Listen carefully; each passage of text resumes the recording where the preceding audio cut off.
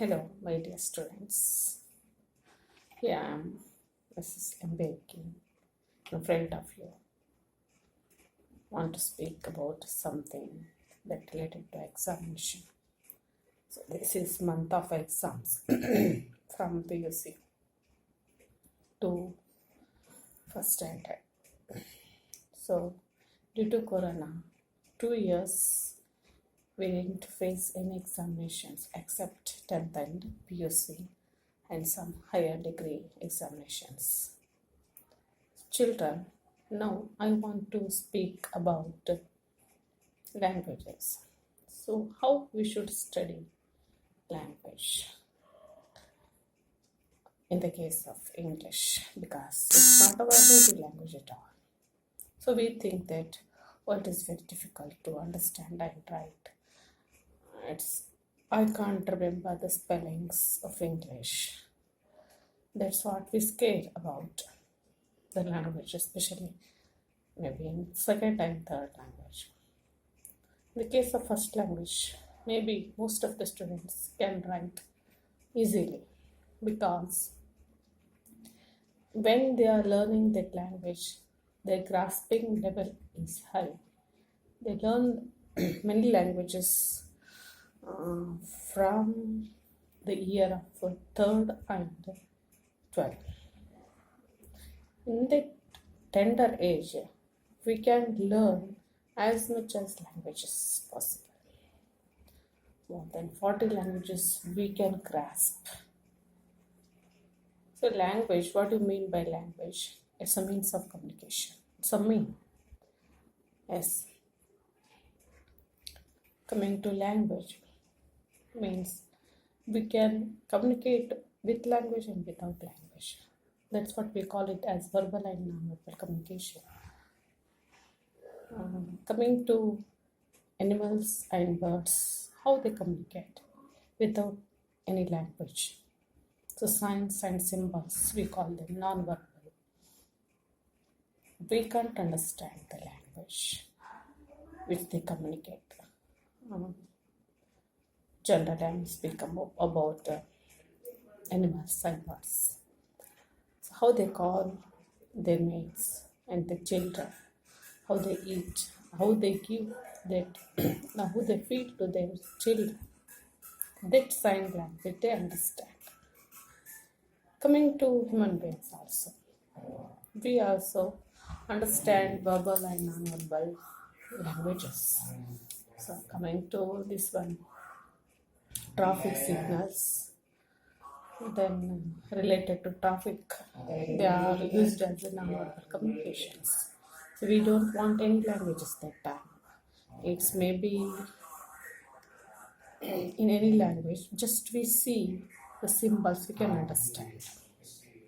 When we crossing the signals, we just see the colors of the light, red, yellow, and green. In the case of crossing the road, and when the schools are near, when the hospitals are near, what we saw, how can we understand?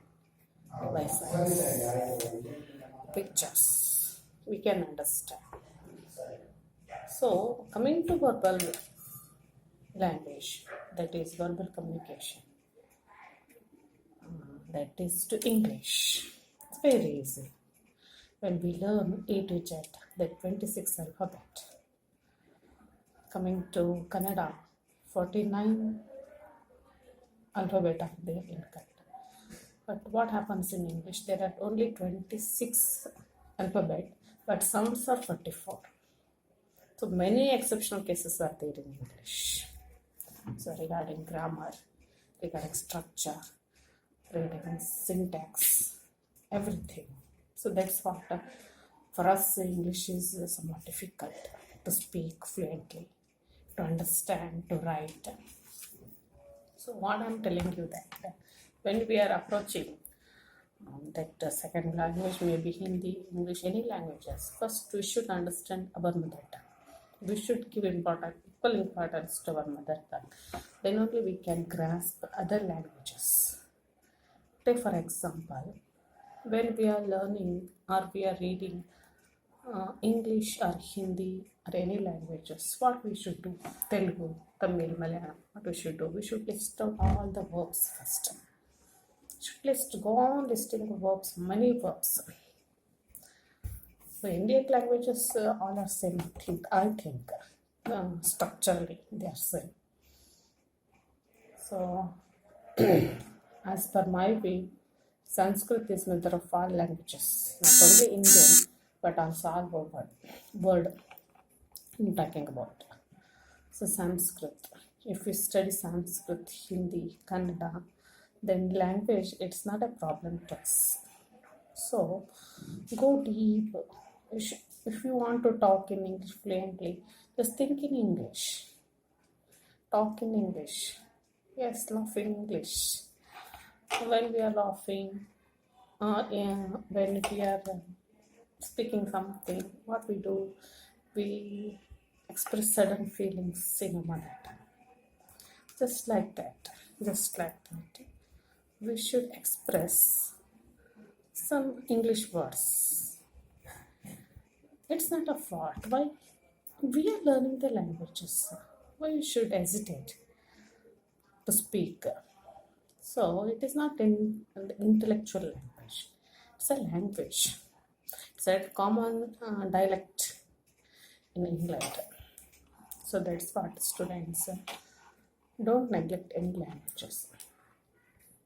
As my concern, if you study English just like Kannada, you can understand. So you should give first preference to mother tongue, then only you can understand any languages. Because I am also Kannada student, that's what I am telling you, that we can understand and speak if we understood fully that phonetics in Kannada. Yes, for example, there's many differences in pronouncing s sound in Kannada. Sh, sh. 3 words are there in Kannada. Sa, sarala, shakti, shanmukha, like that. In English also, many words, sounds are, I'm telling not words, I'm telling sounds. Sa, sh.